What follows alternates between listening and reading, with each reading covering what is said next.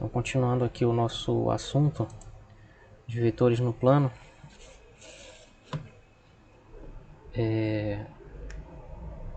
na verdade já concluímos o assunto de vetores no plano e estamos iniciando.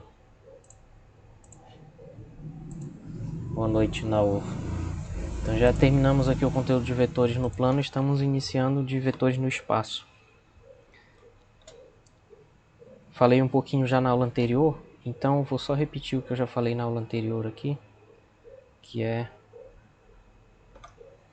Bom, primeiro que para marcar um ponto no espaço a gente precisa ter 3 eixos coordenados, que nesse caso dos eixos que são perpendiculares aqui um ao outro, a gente chama de eixos de coordenadas cartesianas, né? Então vai ter aqui o eixo X, o eixo Y e o eixo Z, e aí a gente marca o ponto seguindo retas paralelas aos 3 eixos aqui onde elas se cruzam. E aí isso vai dar um ponto que tem 3 coordenadas, X, Y e Z. Nas coordenadas a ordem é muito importante, então o X vem primeiro, o Y vem segundo e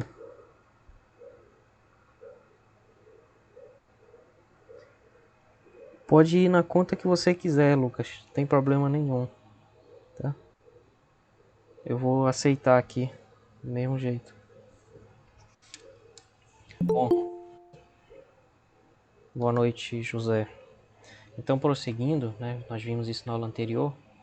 E aí, para escrever um vetor e não ter que usar essa notação de pontos, e sim a notação de vetores, a gente introduz aqui os versores. Boa noite, Caio. Então, a gente introduz aqui os versores das coordenadas cartesianas. Então, assim como no plano nós já vimos que tinha o i chapéu, que aqui no livro ele usa i com uma seta em cima, né? Mas eu estou usando com o chapéu que é para ficar parecido com todos os outros livros principalmente em livros de física, tá? Esse aqui é um livro de geometria e é uma outra notação, mas esse aqui é o i chapéu, que é o vetor que tem a coordenada x igual a 1, y igual a 0, z igual a 0, tá? Então ele fica sobre o eixo x, bem em cima do 1. E a mesma coisa a gente faz com os outros eixos.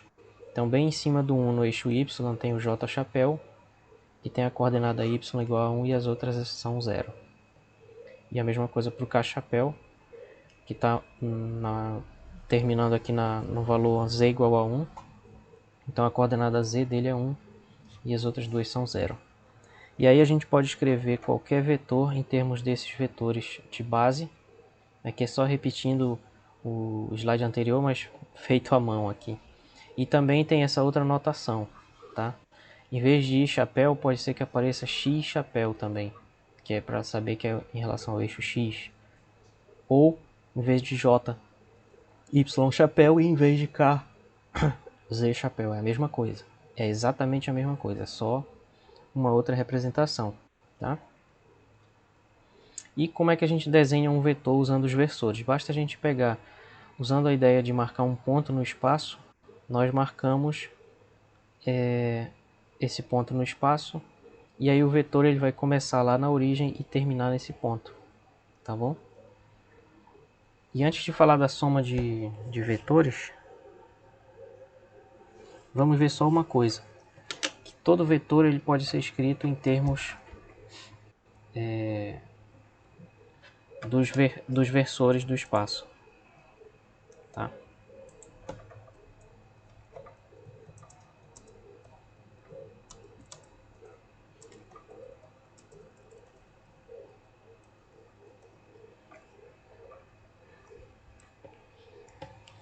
Certo? Porque olha só, se a gente pega um vetor, vamos dizer que seja 2, 3 e menos 5, aqui, no espaço tridimensional,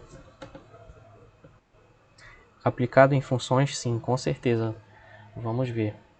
Na segunda e na terceira avaliação, é só funções lineares, que é o que nós vamos estudar, que são as chamadas transformações lineares. Bom, então vamos pegar esse vetor aqui. A gente pode escrever ele como sendo a soma desse vetor aqui 200. Vou escrever embaixo para ficar mais claro o que eu quero dizer. A gente pode escrever isso como a soma do vetor 200 com o vetor 0, 3 e menos 5, com o vetor 0, 0, 0, 3 e 0 aqui, e 0, 0 e menos 5. Então a gente pode separar cada coordenada num vetor de modo que as outras sejam nulas.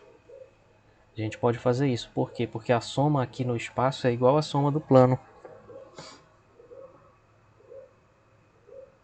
Pode, claro, quando tiver qualquer dúvida é só falar assim.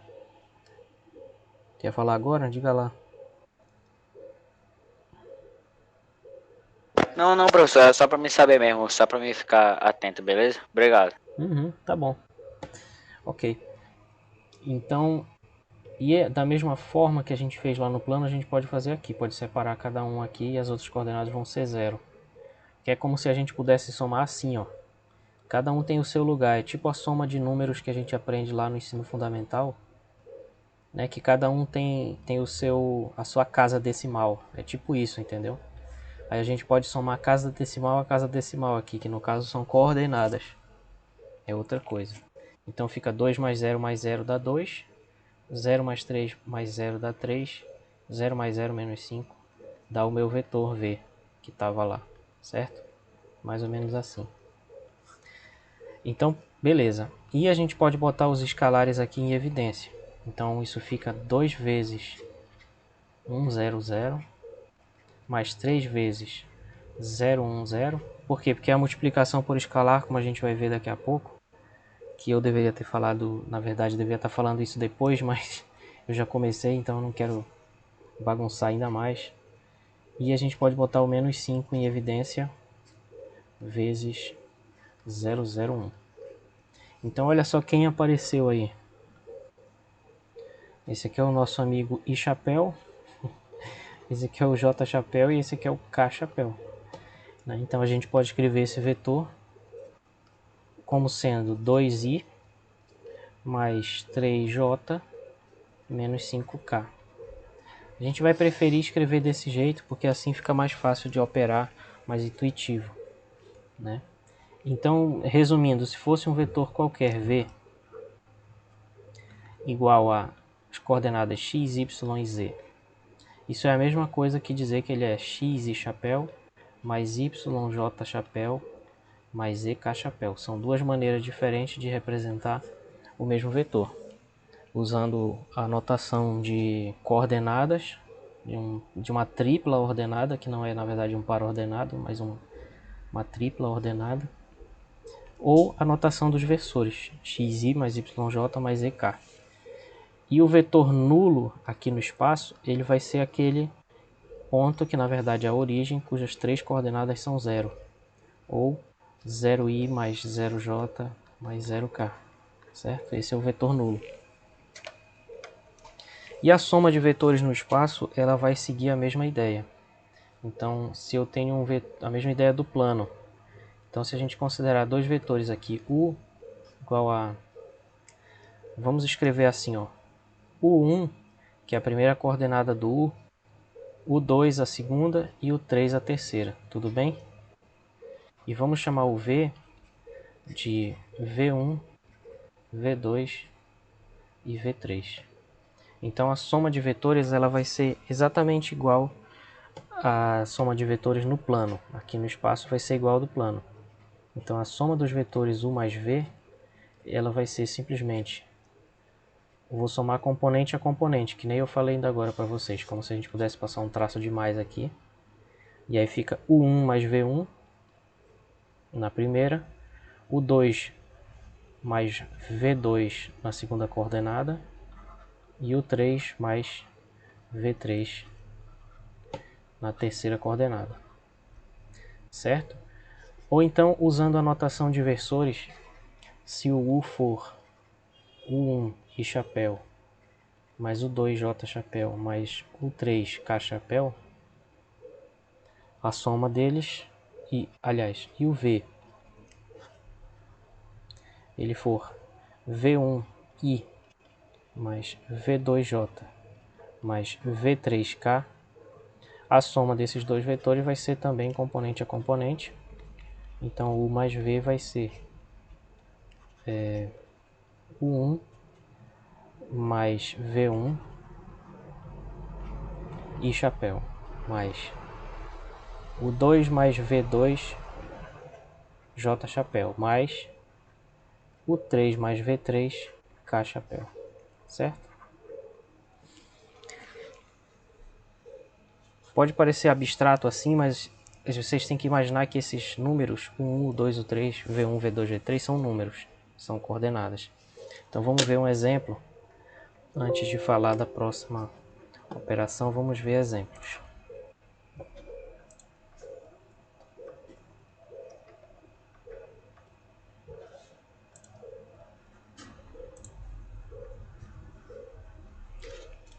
Então, por exemplo, aqui.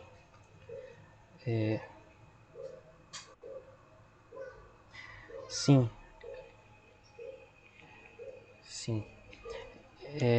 Você está falando das coordenadas de um vetor ou da soma de dois vetores?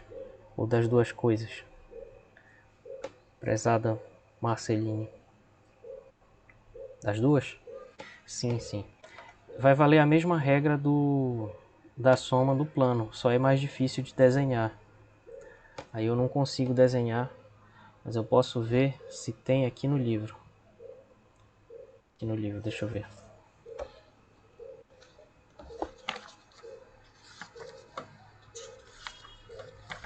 Se tiver eu mostro aí no computador.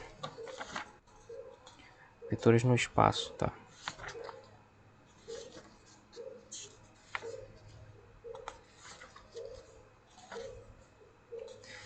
Tem não, ó. Que pena. Mas a gente pode pesquisar aqui e encontrar.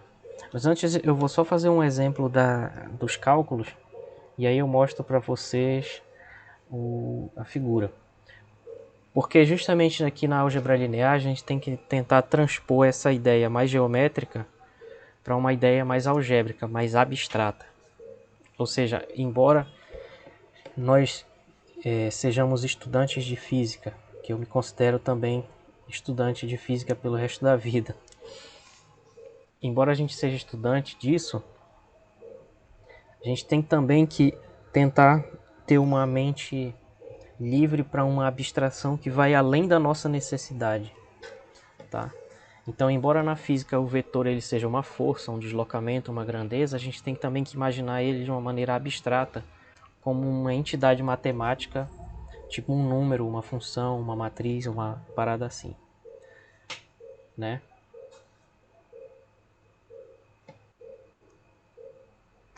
Sim, sim, entendi sua dúvida melhor agora. Vou mostrar para você.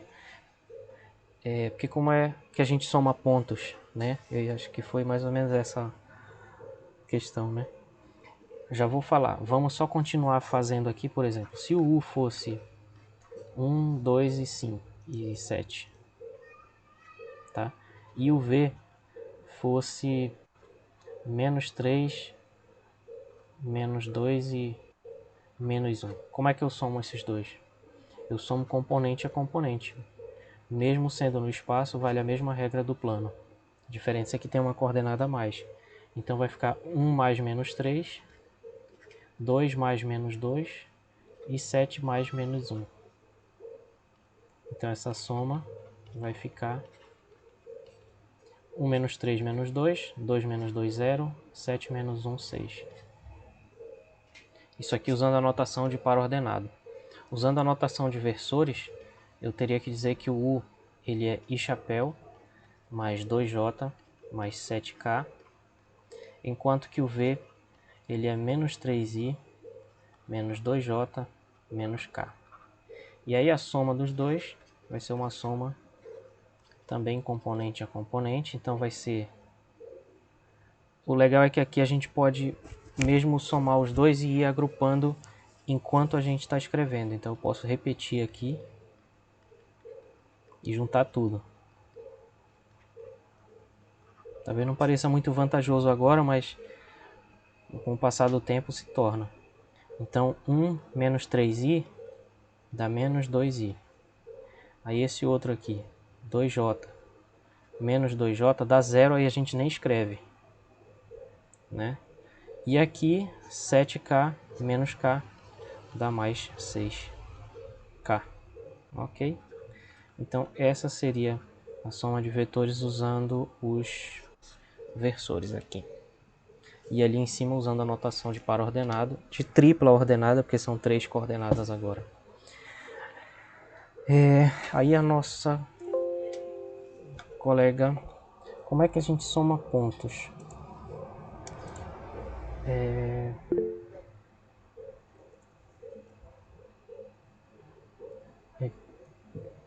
Espera aí, meu amigo, deixa eu só tentar responder a pergunta da nossa colega. Deixa eu ver se tem alguma coisa aqui que permita fazer isso.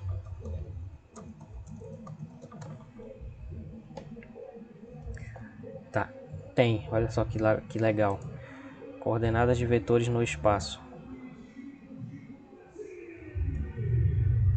Pessoal, eu nunca usei isso daqui, então eu vou pedir para vocês terem paciência comigo. Viu? Tá. Tem esse vetor V. Olha. E a gente pode girar ele aqui. Eita. E medir as coordenadas dele, certo? Então acho que eu buguei o videogame aqui. Tá. Então, Marceline, o ponto que a gente fala, na verdade, é esse ponto da extremidade aqui do vetor. Não sei se você está conseguindo ver aqui na minha tela. Não adianta dar zoom. Tá? O ponto que a gente chama, que a gente confunde o ponto com o vetor, seria esse ponto extremo aqui do vetor onde ele termina. Ele começa na origem e termina nesse ponto.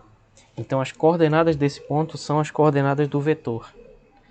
A gente pode entender o vetor como sendo esse ponto, se a gente entender que ele começa na origem e termina nesse ponto.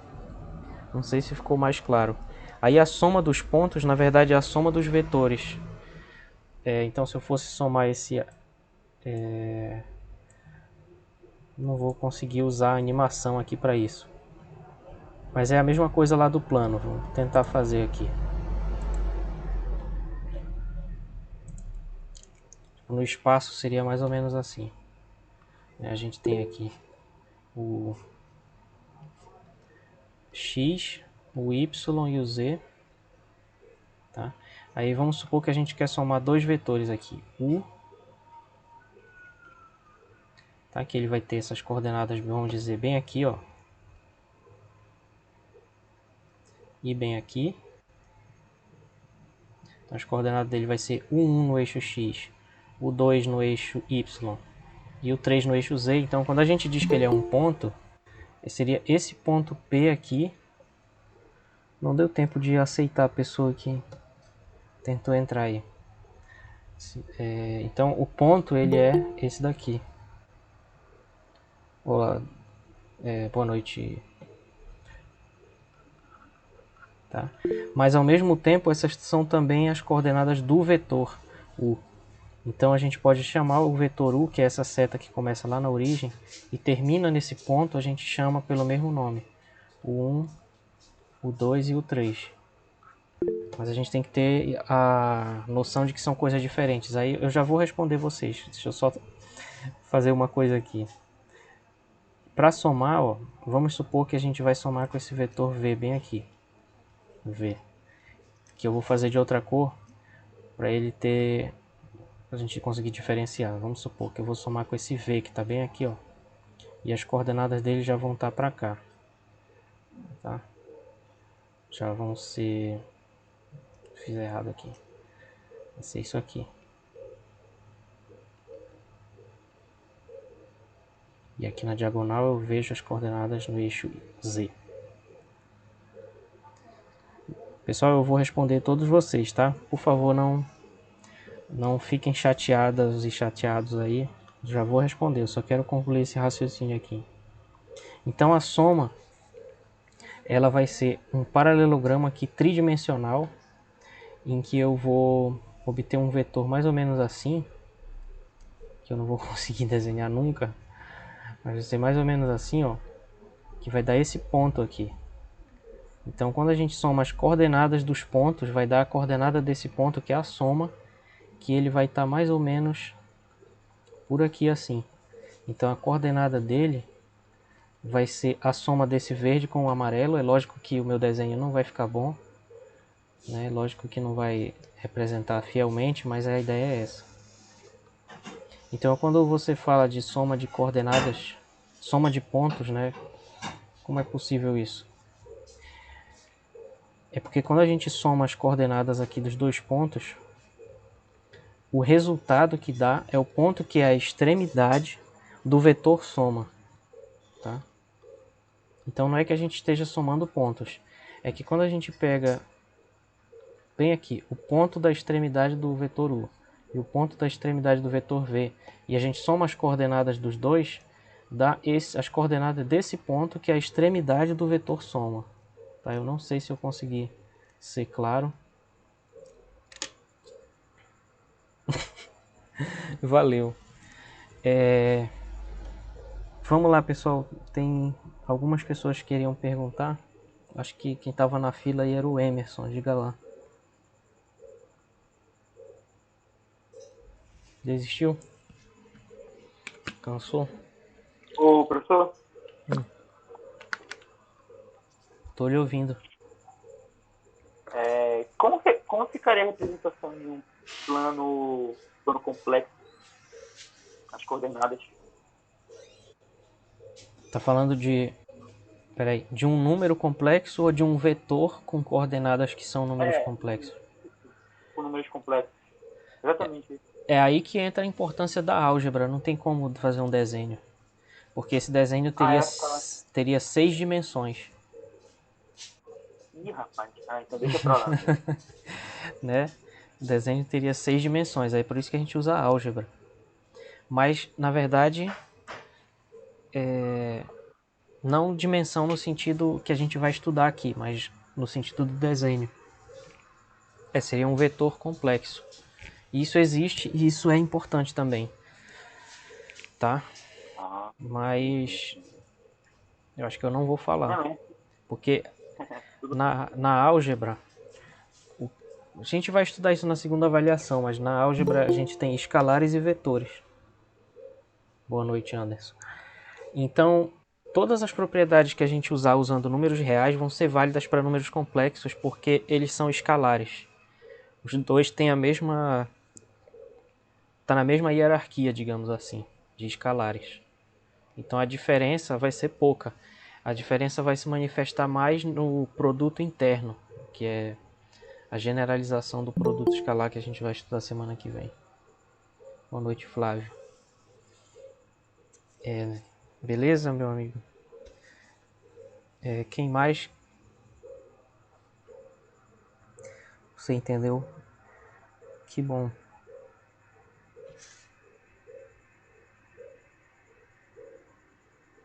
Sim, ele sempre parte da origem. A gente pode escrever o vetor fora da origem, mas aí ele vai ser a diferença entre dois pontos. É como se a gente fizesse uma translação. Lá no livro ele fala muito sobre isso, e eu não falei porque não vai dar tempo de falar tudo, mas poderia ser também. Pessoal, deixa eu só ler aqui o que vocês estão falando. Tá.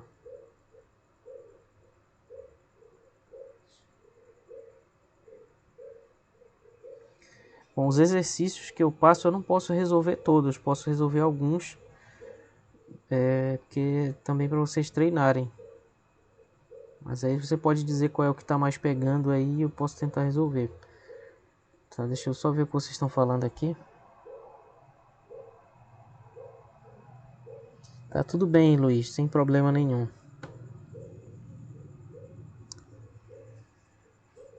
Tá mais alguma questão, pessoal? Estou à disposição aí. Esse exercício tá no livro? Qual exercício? Você tá falando de um exercício desse da aula aqui? É porque eu entrei agora e caiu minha internet. Ah, não, aqui alguém falou aqui. O Ian comentou aqui que seria bom eu resolver os exercícios que eu passo na aula. Aí eu só estou Ok, comentando então. que talvez não dê tempo de resolver tudo. Posso selecionar alguns aí que tiverem mais difíceis. Beleza? Então seria mais ou menos essa a ideia da soma de vetores. A questão é que quando a gente pega dois vetores, esses dois vetores formam um plano. Então no fundo a soma deles vai estar sempre com a mesma ideia lá da soma de vetores no plano. Seria esse aqui o U, esse aqui o V, e essa aqui é a soma deles. Alguém levantou a mão? Pode falar.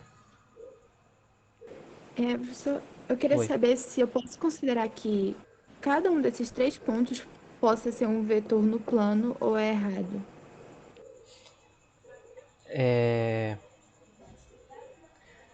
Pode, mas tomando cuidado. Não vão ser pontos do plano XY. Na verdade, os dois vetores vão formar um plano que está intersectando a origem. Eu acho que no livro tem uma figura que mostra algo parecido. Então tá certo, mas tem que tomar cuidado porque não é exatamente o plano XY.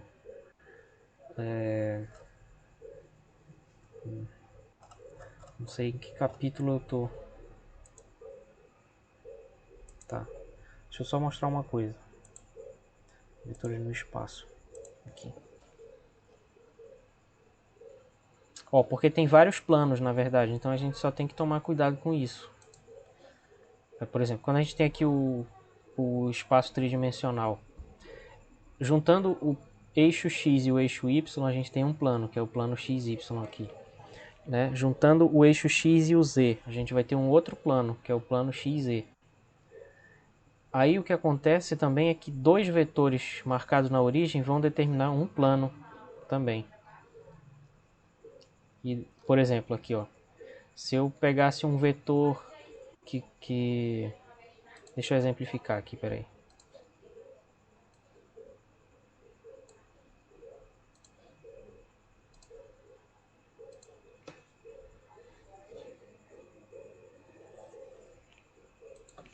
Ó, por exemplo, se tivesse um vetor aqui, vamos chamar ele de U, ignorando o que significa essa figura, que eu não sei nem o que era, tá? Mas vamos supor que a gente tem esse vetor U vermelho aqui, e tem esse vetor V aqui que começa na origem e termina no A. Esses dois vetores determinam um plano, que é esse plano justamente que está representado aqui e que continua infinitamente lá para cima, para a direita, para todos os lados, certo? Então, nesse sentido, eles são vetores que pertencem a esse plano, mas eles não são vetores, por exemplo, não são vetores do plano XY, nem do plano XZ, nem do plano ZY.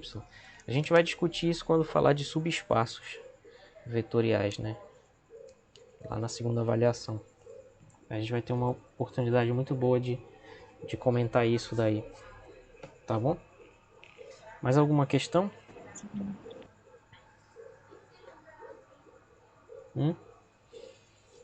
Nesse primeiro semestre é só geometria e vetores, no caso, né? Você não vai chegar a espaços vetoriais ainda, né?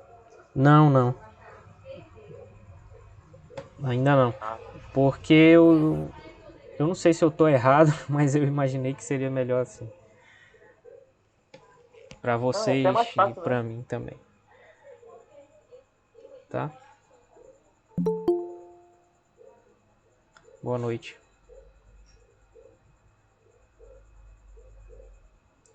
Tá? Então, beleza.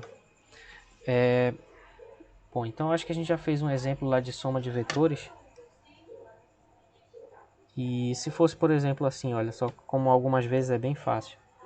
Por exemplo, se fosse U igual a 1, 2 e 0. E se fosse V igual a 0, 0 e menos 2. Qual vai ser a soma deles? Usando essa notação de coordenadas, a soma vai ser a soma da primeira coordenada de um com a do outro. Então fica 1 mais 0, que é 1. E da segunda coordenada do segundo, mais a segunda... A coordenada do meio de U e a coordenada do meio de V. Então fica 2. E por último, a última coordenada de U com a última do V. Fica menos 2, olha só. 1, 2 e menos 2, exatamente. Só que usando versores I, J e K, fica ainda mais fácil. Porque o vetor U ele vai ser I mais 2J. E o vetor V vai ser menos 2K. Então qual é a soma? U mais V vai ser U, que é I mais 2J, mais o V, que é menos 2K. Aí pronto, já somei. Então só juntei tudo. Beleza? Então fica aí mais um exemplo de soma de vetores. Uma das propriedades interessantes que a gente poderia comentar é, por exemplo, o seguinte. Que... Professor? Oi. Esse U e J e K aí é pra ajudar a gente, é mais fácil por esse lado ou pela soma de cima que tá anotada de verde? Não entendi a última frase que tu falou. É o de cima o quê?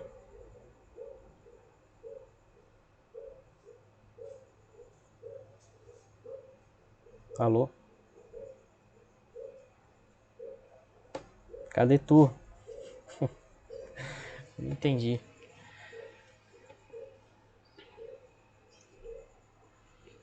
Tá, mas se eu entendi o início da pergunta dele, a questão é que são duas maneiras de escrever a mesma coisa, só que na física a gente praticamente só usa isso aqui sempre. Sempre. Então eu estou ensinando as duas para que vocês consigam entender o livro que a gente vai usar, mas ao mesmo tempo consigam aplicar isso depois. Certo? Então, professor, então Oi. no caso são dois caminhos que existe para resolver esse problema. Pode-se dizer que sim, mas na verdade é um caminho só, escrito de duas formas diferentes. Porque na verdade a estrutura das duas coisas é a mesma. São só duas maneiras diferentes de visualizar e de escrever a mesma coisa. Que é importante ter em mente as duas. Ah, tá. Mesmo que o senhor não entendeu a pergunta, mas respondeu. Deu pra entender bacana. Pode Ah, prosseguir, obrigado. tá ok. Então tem algumas propriedades, por exemplo. A soma ela é comutativa. Então se eu somar U mais V é a mesma coisa que somar V mais U. Isso é uma coisa que vocês podem verificar pegando dois vetores genéricos e somando. Tá? E também a soma do vetor nulo com qualquer vetor vai dar o mesmo vetor. Então é a mesma propriedade que vale para números. Tipo, o número zero somado com qualquer número dá esse número não nulo aí.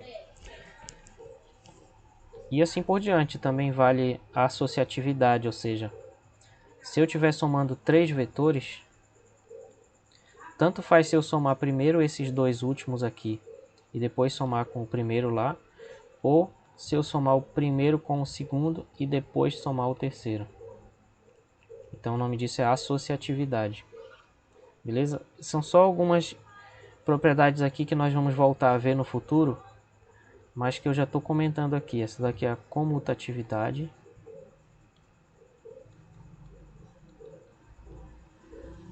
Esse daqui seria o elemento neutro. O elemento zero também poderia se chamar. Na verdade é a existência do zero, na verdade. A existência do elemento neutro. E aqui a associatividade.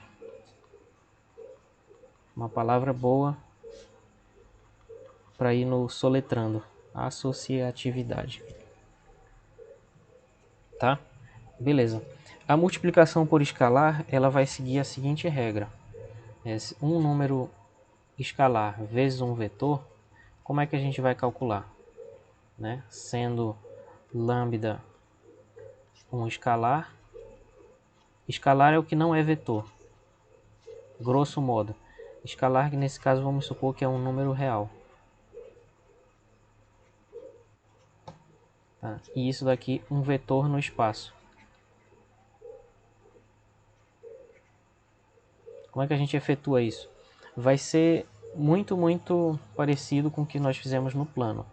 Então, se esse vetor U ele tiver essas coordenadas aqui, ó, o 1, o 2 e o 3, lambda vezes U vai ser o vetor cujas coordenadas são lambda U1, lambda U2 e lambda U3, tá? Ou então usando a notação...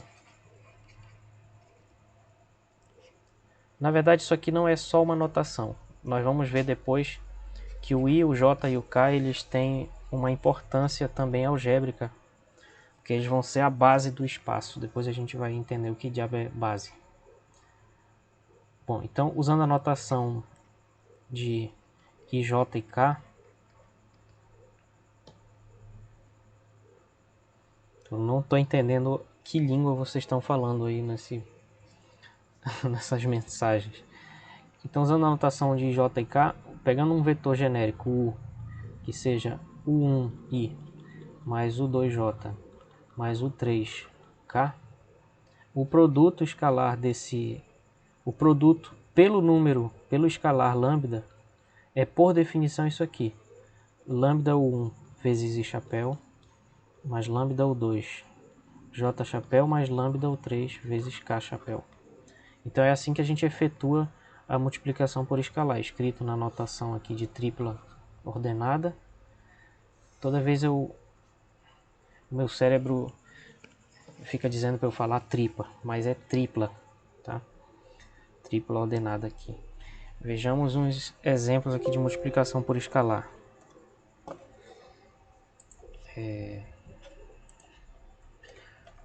Exemplos. Por exemplo, vamos considerar que esse vetor V igual aqui a menos 1 π e 12. E vamos multiplicar ele por um escalar que vai ser o escalar meio. Lambda igual a meio. Como é que a gente calcula lambda vezes V? Escalar vezes vetor. Tá? Oh, caramba. Como é que a gente calcula isso? Então, a gente poderia fazer assim, ó. Lambda V vai ser meio vezes menos 1, que é menos meio. Meio vezes π, que é π sobre 2. E meio vezes 12, que é 6. Tá? Então a gente poderia fazer isso. Usando a notação de versores, esse vetor V seria menos I chapéu mais πj mais 12k. Então, lambda vezes V seria meio V, que vai ser então menos meio I. Aí eu distribuo, que nem a gente viu aqui na regra. Ó. O lambda vai aparecer em cada coordenadazinha. Tá? Então fica menos meio I chapéu mais π sobre 2j mais 12k sobre 2, que é 6. Beleza, pessoal? Ficou claro aí?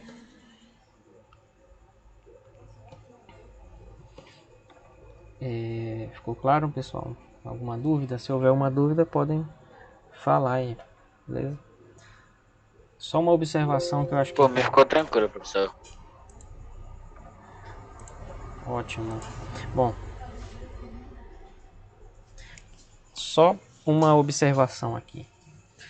A gente também pode dividir um vetor por um número. A gente também pode dividir U dividido por um número. Por quê? A gente pode fazer isso porque isso é a mesma coisa que o inverso do número vezes o vetor. E a gente já tem uma definição para isso. Tá? E se a gente chamasse, por exemplo, esse número aqui de A, aí a gente poderia chamar 1 sobre A de lambda. E a gente já tem uma definição para o produto de lambda vezes V. Então essa é uma maneira abstrata de falar o seguinte. Que eu posso, por exemplo, pegar aquele vetor U do exemplo de agora. Menos 1 π e 12. A gente pode pegar o exemplo aqui. Chamei de V, né? Agora bagunçou. Isso aqui tem que ser V também. Então eu posso pegar aquele V do exemplo anterior, que era menos 1, π e 12. Ou eu poderia escrever também como menos I mais πj mais 12k. E eu posso fazer a pergunta assim: quanto é V dividido por 2? Tá? E aí eu simplesmente divido componente a componente e vai dar a mesma coisa. Vai dar menos meio I mais π sobre 2j mais 6k. Certo? Posso dividir pelo número que eu quiser. Vocês só tem que ter em mente que não daria para fazer isso aqui. 2 dividido por V. Não existe. Tá? Infelizmente não dá. Tá bom? Bom, e aí a definição do que é um vetor paralelo ou não, eu esqueci de falar uma coisa muito importante quando a gente estudou isso lá no plano, que é o seguinte: um vetor é paralelo ao outro, um vetor V é paralelo a um vetor U quando existe um escalar, no nosso caso um número real,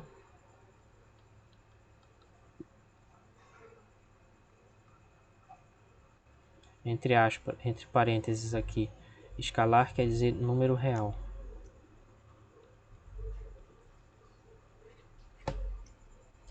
Tal que um é múltiplo do outro. Então vetores eles são paralelos somente quando um vetor é múltiplo do outro. Somente quando V existe um escalar, vamos chamar esse escalar de lambda, tal que V é igual a lambda U. Então um vetor ele só é paralelo ao outro quando ele é múltiplo do outro.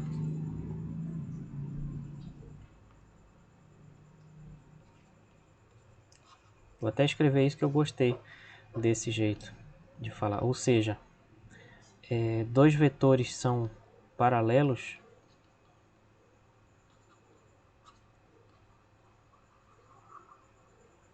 paralelos quando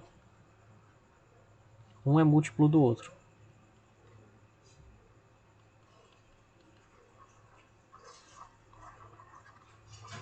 Certo? Farelo é. Somente quando um é múltiplo do outro é que eles vão ser paralelos. Então, se a gente poderia exemplificar isso da seguinte maneira.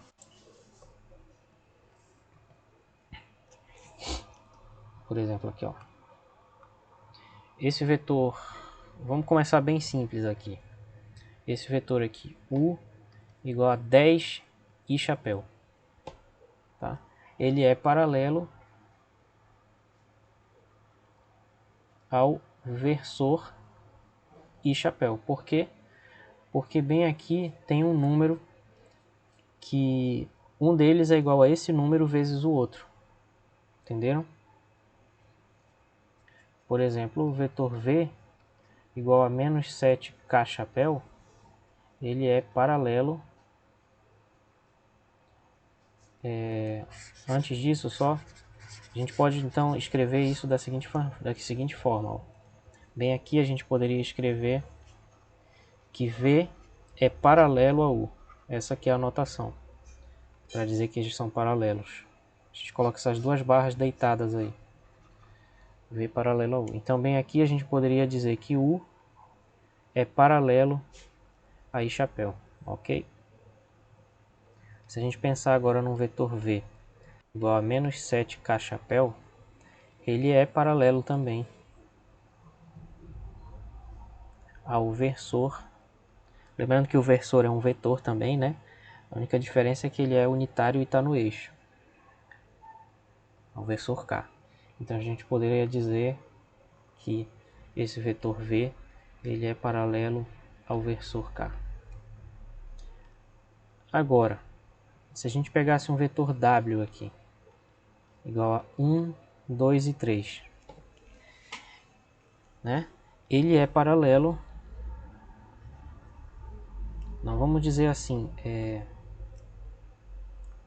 4, 8 e 12.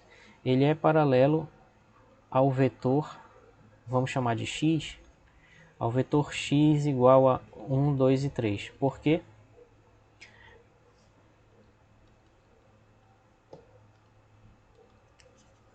Por causa do seguinte. Porque o vetor w a gente pode escrever ele como sendo 4 vezes 1, 2 e 3, né? A gente pode multiplicar aqui 4 vezes 1 dá 4. 4 vezes 2, 8. 4 vezes 3, 12. Só que esse daqui é o x. Então w é igual a 4 vezes x. Certo? Isso funciona para o plano XY também, porque na verdade o plano XY é um caso particular do espaço, quando todas as coordenadas z são zero. O plano é um subconjunto do espaço e na verdade também ele é outra coisa que a gente vai ver depois. Então por esse motivo a gente pode dizer que w é paralelo a x. E da mesma forma a gente pode passar o 4 dividindo e perceber também que o x é igual a 1/4 vezes o w. Então sempre que um vetor é paralelo ao outro, o outro é também ao primeiro. Então por esse motivo a gente pode dizer também que o x é paralelo a w.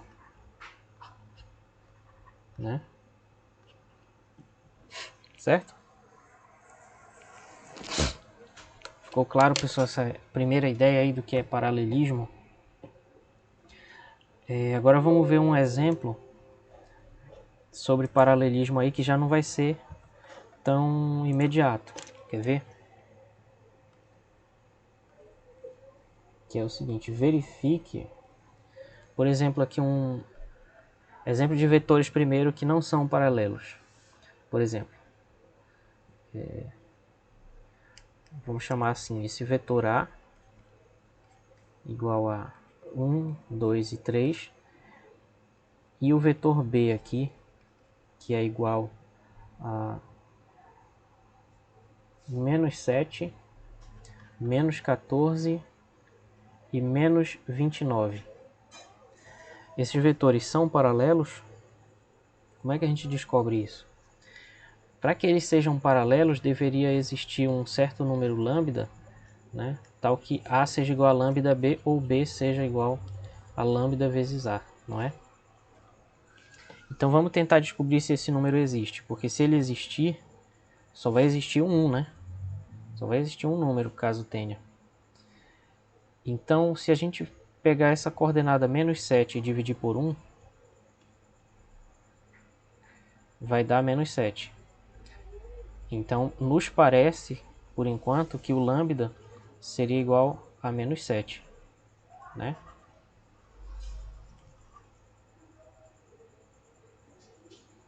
Mas vamos fazer a mesma coisa para a segunda coordenada. Pegar o menos 14 e dividir por 2. Também deu menos 7. Então, será que esse é o lambda que a gente está procurando? Vamos fazer agora para a última coordenada. Menos 29 dividido por 3. Menos 29 dividido por 3 não vai dar menos 7. Na verdade, dá uma outra coisa. Então, é diferente de menos 7. Então, por esse motivo, a gente não pode escrever isso daqui. Devido a esse problema bem aqui, né, o B ele vai ser diferente de lambda vezes A para qualquer número real lambda. Então, isso significa que o B não é paralelo a A. B e A não são paralelos um ao outro. B e A não são paralelos um ao outro. Em outras palavras, a gente poderia então dizer que B não é múltiplo de A.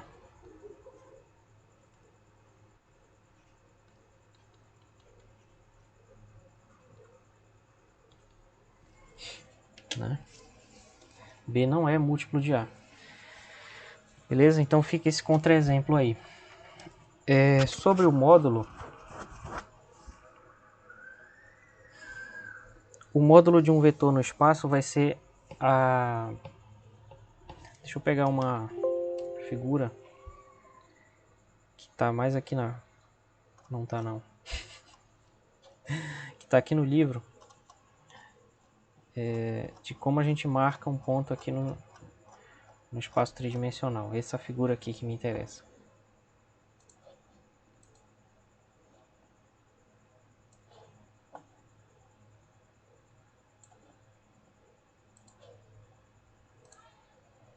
Enquanto isso eu lembro o que eu ia fazer.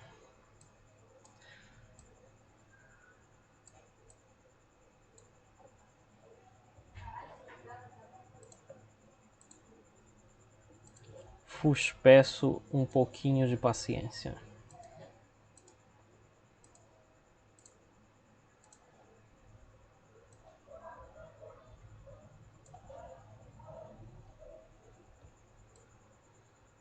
Olha só essa técnica para apagar coisas num...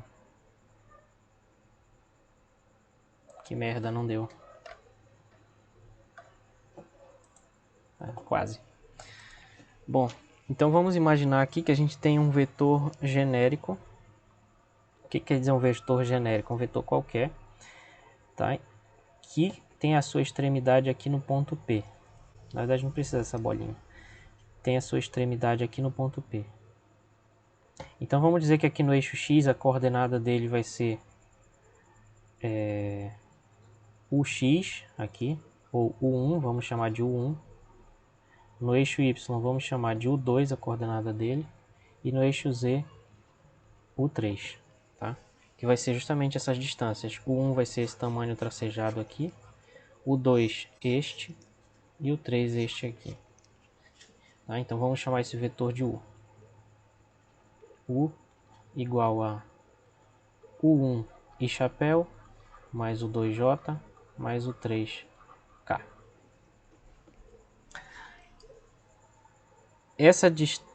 O módulo desse vetor vai ser o comprimento dele. Vai ser a mesma coisa. Mas como é que a gente mostra então que o módulo desse vetor vai ter a mesma fórmula? Tá? Nós vamos ver que isso vai dar o 1 ao quadrado mais o 2 ao quadrado mais o 3 ao quadrado. Como é que a gente mostra que vai ser a mesma fórmula lá do caso bidimensional? Eu estou apagando, mas eu vou escrever de novo. Como é que nós podemos mostrar isso? Aí a gente tem que usar um pouco de geometria, quer dizer, a gente sabe o seguinte, essa diagonal bem aqui, ela vai ser a diagonal de um triângulo retângulo bem aqui, que o lado mede U1 e o outro, um cateto mede U1 e o outro mede U2, né? Então bem aqui vai ser um número que nós vamos chamar de x aqui. X não, vamos chamar de lambda temporariamente esse número. Então a gente vai ter um triângulo retângulo aqui, em que a diagonal é lambda, a diagonal não, a hipotenusa é lambda, e os catetos vão ser o 2 e o 1. Então pelo teorema de Pitágoras, esse lambda quadrado vai ser isso aqui. O 1 quadrado mais o 2 ao quadrado. E a gente guarda isso. Beleza?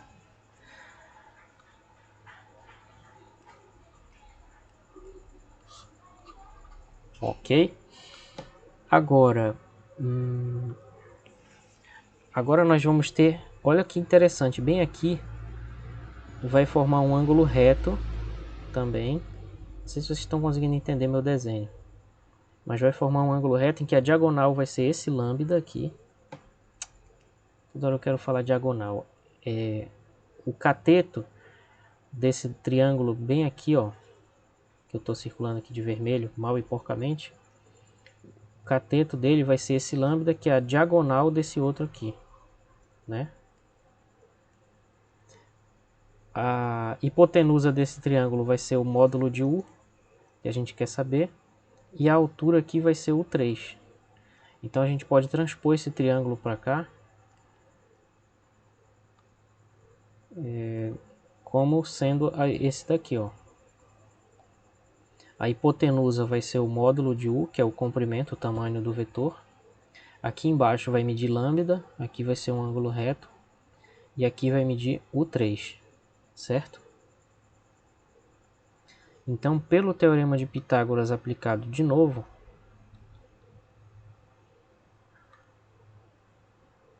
não sei nem que cor usar. Pelo teorema de Pitágoras aplicado de novo, né, o quadrado da hipotenusa, que é o módulo de U, vai ser a soma dos quadrados dos catetos, sendo que um cateto mede lambda, então é lambda ao quadrado. E só vocês estão me ouvindo aí? Tá tudo bem? Alô? Então, né? Tá. É que às vezes o pessoal fica muito em silêncio e eu fico pensando, será que caiu a internet e eu tô falando sozinho há meia hora? Mas não dessa vez, né? Então, aplicando o teorema de Pitágoras aqui, o quadrado da hipotenusa vai ser o módulo de U ao quadrado. Vai ser a soma dos quadrados dos catetos. Então vai ser lambda ao quadrado mais U3 ao quadrado. Só que, usando o resultado ali de cima, o lambda quadrado é isso aqui. Então substituindo aqui de novo, o módulo de U ao quadrado vai ser lambda quadrado, que é isso aqui, somado com o que já tinha aqui, que era o 3 ao quadrado. Então o módulo de U vai ser a raiz disso. Por definição, a gente vai escolher a raiz positiva. Então o módulo de U vai ser a raiz quadrada de U1 ao quadrado mais U2 ao quadrado mais U3 ao quadrado. Essa é a fórmula do módulo de um vetor tridimensional. E a justificativa está nessa geometria aí desses triângulos que nós acabamos de ver. Beleza, pessoal? Então vejam que a fórmula é muito parecida com a do plano, apenas tem mais um termo que é mais a terceira coordenada ao quadrado, beleza? Vamos ver um exemplo. Primeiro aqui, calcule o módulo desse vetor U igual a menos 5i mais 2j menos k. Bom, o módulo desse vetor vai ser a raiz quadrada. Aí eu elevo ao quadrado a primeira coordenada, que é menos 5, como é negativo eu vou botar entre parênteses. Elevo ao quadrado a segunda, que é 2, e a terceira, que é menos 1. E aí eu tiro a raiz. Então, menos 5 ao quadrado, 25. 2 ao quadrado, 4. Menos 1 ao quadrado, 1. Então, isso vai dar 30. Então, o módulo de U é raiz de 30. Tá bom assim. Deste jeito. Tá bom. Vamos ver outro exemplo. Calcule o módulo desse vetor aqui, o V, que ele é igual a menos 3i mais 10k. Aí vamos colocar assim, menos 6i mais 8k, que aí vai dar um número mais interessante. E agora, como é que a gente faz? Se não está aparecendo o j, é porque invisível aqui tem mais 0j. Quer dizer que a coordenada y desse vetor é nula. Tá? Então a gente imagina só isso aqui na nossa cabeça e substitui. Então o módulo de V vai ser raiz quadrada. Quadrado da componente x. Esse aqui, essa parte não precisa fazer, mas eu estou fazendo só para vocês verem que de fato é a mesma fórmula, porém a coordenada y aqui é 0, tá? Mais a coordenada z, que é 8 ao quadrado. Ok? Então o módulo de V vai ser menos 6 ao quadrado, 36, 8 ao quadrado, 64. Então fica raiz quadrada de 36 mais 64, 100. Então o módulo de U igual a 10. E a unidade vai depender do que a gente estiver trabalhando, né? Então vão ser 10 unidades de comprimento, sendo a mesma unidade de comprimento das componentes lá. Certo, pessoal? Alguma dúvida aí?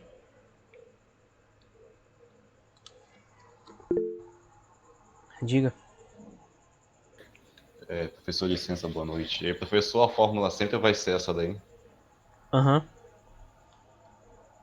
Para qualquer uma, então. É porque, apesar da gente ter colocado esse vetor aí nessa região em que tudo é positivo, que seria o primeiro octante, como diz lá no livro, essa fórmula vale para qualquer um, porque a gente poderia fazer isso mais 7 vezes em cada um das outras posições possíveis, e em todas elas vai dar a mesma fórmula. Então essa Ok, fórmula entendi. ela vale para calcular o módulo de qualquer vetor no espaço tridimensional. Tá bom, obrigado. Beleza. Só um comentário então. É o seguinte, que o módulo do vetor nulo vai ser sempre zero. Tá? O módulo do vetor zero é zero. Como é que a gente percebe isso? Porque pela fórmula vai ser a raiz quadrada das componentes. Só que quais são as componentes desse vetor? É 0i mais 0j mais 0k. Então, abusando da paciência de vocês, a gente vai calcular como sendo 0 ao quadrado mais 0 ao quadrado mais 0 ao quadrado.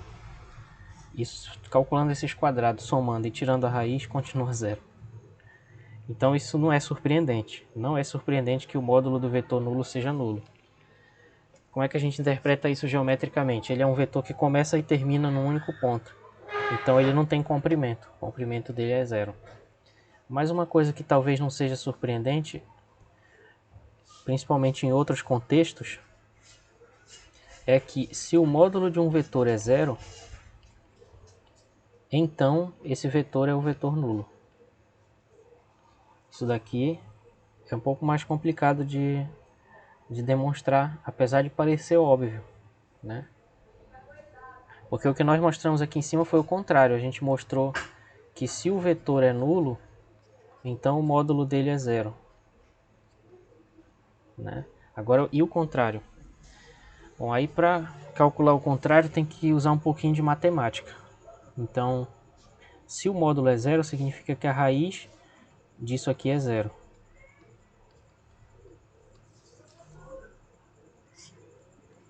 Elevando os dois membros ao quadrado, fica o 1 ao quadrado mais o 2 ao quadrado mais o 3 ao quadrado é igual a zero. Só que aí tem um teorema lá na aritmética dos números reais que diz que a soma de dois números, se a soma de dois números positivos dá zero, então os dois números são nulos. Então tem que usar uma coisa lá da aritmética. Vamos pensar um pouco. Ó. Se o quadrado deixa o número positivo, então o 1 ao quadrado é positivo. O 2 ao quadrado também e o 3 ao quadrado também. Então, se pelo menos um deles fosse diferente de zero, essa soma seria um número positivo. Como isso é falso, significa que todos eles são zero. Então, dessa igualdade, a gente conclui que o 1 é igual ao 2, igual ao 3, que é igual a zero. Da onde a gente conclui que o próprio vetor U é o vetor nulo. Então, resumindo, aqui no espaço vale uma propriedade interessante, que é o módulo de um vetor U é igual a zero se e somente se esse vetor é o próprio vetor nulo. Para quem não conhece esse símbolo significa se e somente se. É o símbolo da equivalência lógica. Significa que dizer que o módulo é zero é logicamente equivalente a dizer que o vetor é o vetor nulo. Certo, pessoal? Isso é uma propriedade importante para definir várias coisas aí em matemática e física, né? Apesar dela à primeira vista parecer um tanto natural, quase óbvia, né?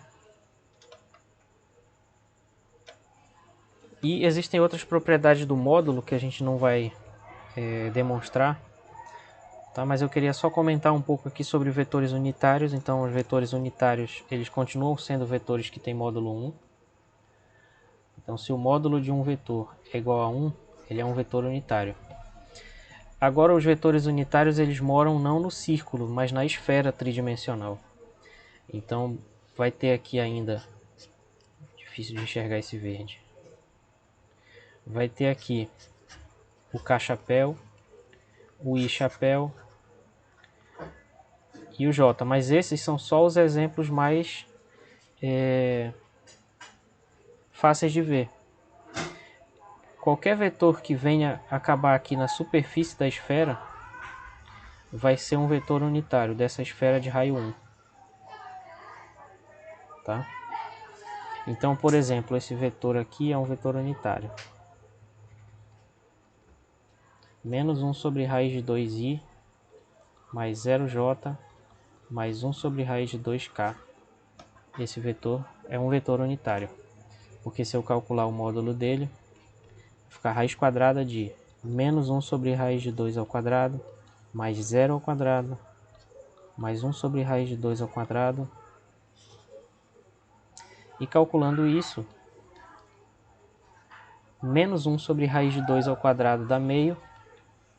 Ali o zero não influencia e aqui dá meio. Então fica a raiz de meio mais meio, que é a raiz de 1, que é 1. Então, de fato, esse vetor U é unitário. Certo, pessoal? Por que eles vão estar na esfera? Porque a esfera de raio 1 e centro na origem é o conjunto de todos os pontos que estão a uma distância igual a 1 do centro. E um vetor unitário é um vetor que tem um comprimento ou módulo igual a 1. Então isso significa que todo vetor unitário vai começar na origem e vai terminar nessa esfera de raio 1 aí. Certo? Eu não tenho ferramentas de animação para conseguir simular isso, mas a ideia é essa. Então vamos fazer alguns exercícios aqui que às vezes eu me iludo muito achando que vou fazer um monte de coisa. Verifique se são unitários os seguintes vetores. Esse vetor aqui que todas as coordenadas são 1. Será que ele é unitário? Vamos ver. O módulo du vai ser raiz quadrada de 1 ao quadrado mais 1 ao quadrado mais 1 ao quadrado, pela fórmula, né? Estou aplicando a fórmula aí. Então o módulo de u vai ser igual a raiz de 3, que é maior do que 1. Então esse vetor u não é unitário.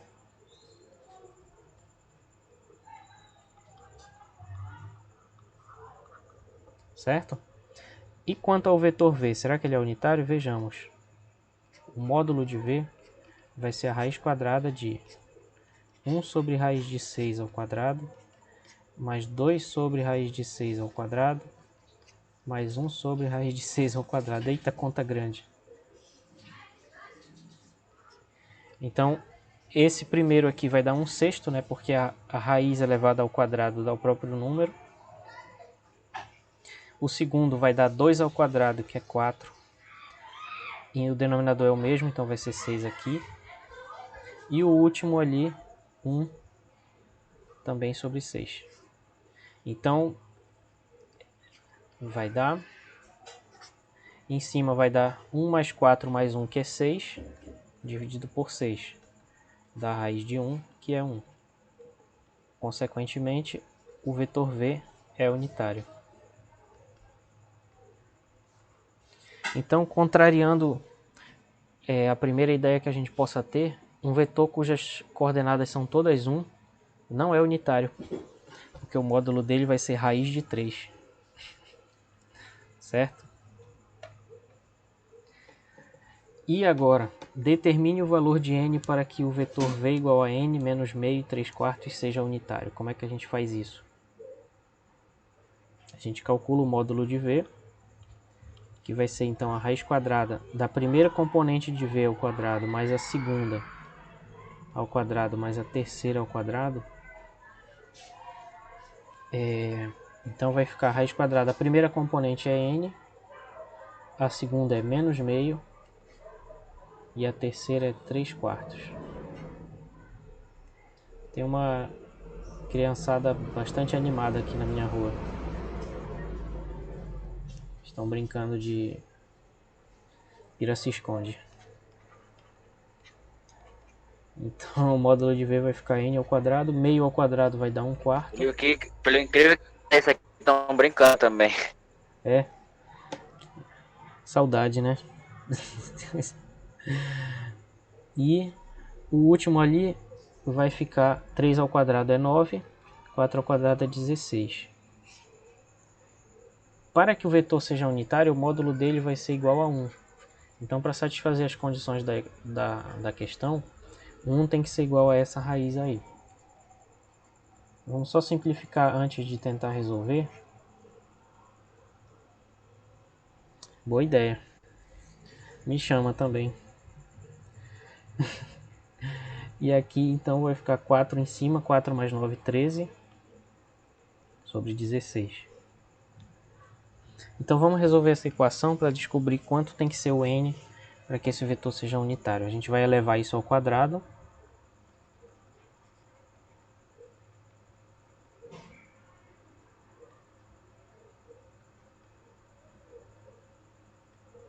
Vai ficar assim.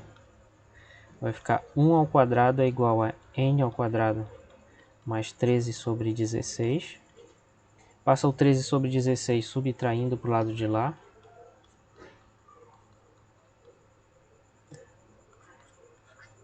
Então vai ficar 16 menos 13 em cima sobre 16 igual a n ao quadrado.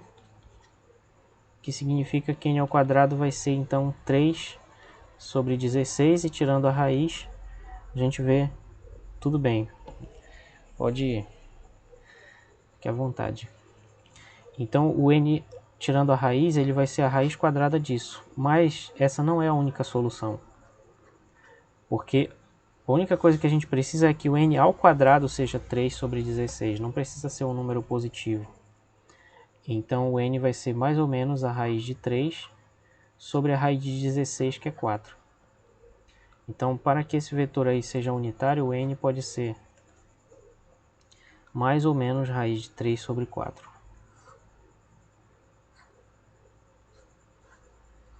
Certo?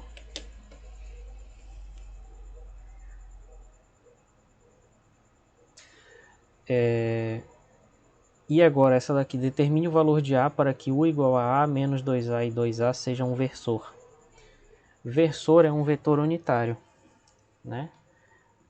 Vou só repetir isso, que eu não sei. Às vezes é difícil. Não precisa racionalizar nada aqui, nunca. Então versor é a mesma coisa que vetor unitário.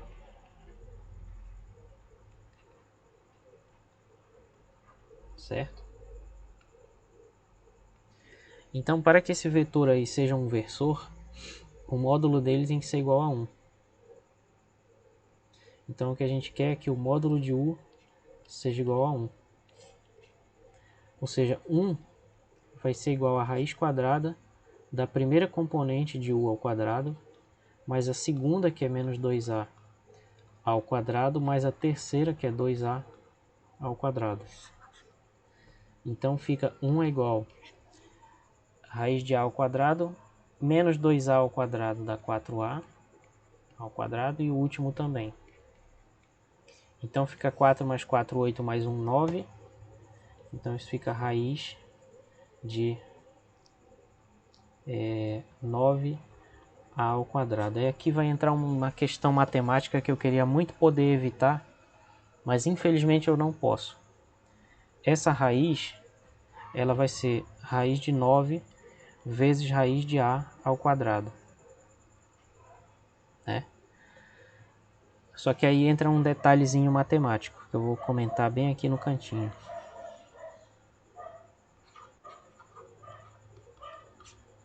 A raiz quadrada de um número x ao quadrado não é x, necessariamente, mas é o módulo de x. Por exemplo, a raiz quadrada de 3 ao quadrado é 3. Mas a raiz quadrada de menos 3 ao quadrado não é menos 3. Por quê? Por causa dessa fórmula que eu acabei de escrever. A raiz quadrada de menos 3 ao quadrado é o módulo de menos 3, que é 3. Tá? Então, como diz um professor aí, meditem um pouco sobre isso. E aí aqui isso leva, então, a ideia de que 1 vai ser igual a 3 vezes o módulo de A, porque o módulo é a raiz quadrada de A ao quadrado. Então isso significa que o módulo de A é 1/3. E tem dois números, né, cujo módulo vai ser 1/3. Isso significa que tem duas soluções para o A. Então ou o A é 1/3 ou o A é menos 1/3. E aí vocês podem montar esse vetor tanto para o A igual a 1/3 como para o A igual a menos 1/3, que ele vai continuar sendo um versor. O que eu quero dizer é o seguinte, que o U ele pode ser então 1/3 menos 2/3 e 2/3, mas ele também, deixa eu escrever direito, senão fica uma merda. O U ele poderia ser, tomando o A igual a 1/3 aqui, poderia ser 1/3 menos 2/3 e 2/3, ou a gente poderia escolher o menos 1/3 aqui. Então o U também poderia ser, substituindo o A por menos 1/3, poderia ser menos 1/3, 2/3 e menos 2/3. Maldição do espaço.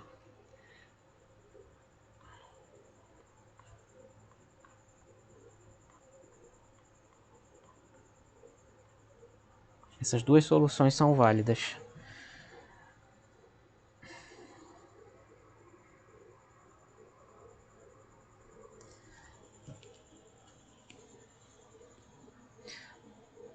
Por causa da regra, Douglas. É só para poder ter uma regra aqui, ó, que a regra diz isso. Então, seguindo essa regra e aplicando nesse cálculo aqui, a gente sabe que a raiz de menos 3 ao quadrado é a raiz de 9. E a raiz de 9 é 3. Mas para não passar por esse passo intermediário aqui, para poder chegar no 3, a gente usa o módulo. Exatamente. É o que diz essa regra bem aqui, ó. Quando tem a raiz de um quadrado, o resultado é o módulo. Isso é para garantir que seja sempre positivo. Só para isso. E eu usei isso nessa passagem daqui para cá. Só que aí depois daqui para cá já é uma outra conversa, né? Passando daqui do módulo de A para o A já é outra conversa, que é, se o módulo de A é 3, então A pode ser dois números. Porque esses dois números aqui vão ter esse mesmo módulo que é 1/3. Tá? Então vai ter dois valores de U possíveis. Aí, pessoal, eu vou falar sobre normalização na próxima aula, porque não vou correr sobre isso agora em 10 minutos, tá? Mas aí tem esses exercícios aqui, ó. Verifique se esses vetores são paralelos. Aí vocês tentam fazer, se vocês não conseguirem, a gente conversa na terça-feira sobre isso. Tá bom? Vou deixar esses exercícios aí no final, mas aí eu falo de normalização só na próxima. Tá? Então, se não houver nenhuma questão, a gente encerraria por aqui. Alguma questão?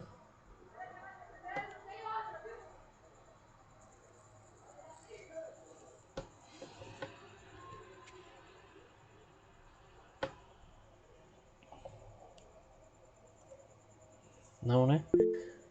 Alguém levantou a mão? Diga. Não, professor, é sobre os exercícios aí que eu queria saber se eles estão no livro ou eles estão naquele site que o senhor botou lá no grupo do WhatsApp. Esses exercícios aqui eu tirei do livro. No final do capítulo 1, eu acho que são os exercícios complementares lá do final. Do livro. É do final do capítulo 1 do livro, isso. 43. E 56, tá tudo no livro. Tem inclusive a resposta tá lá, inclusive, tá? Tá respondido aí.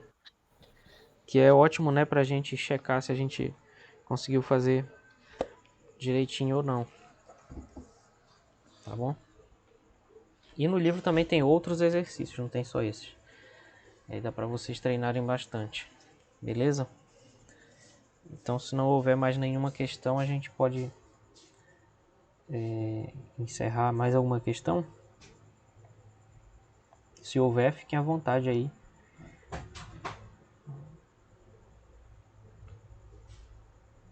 Não?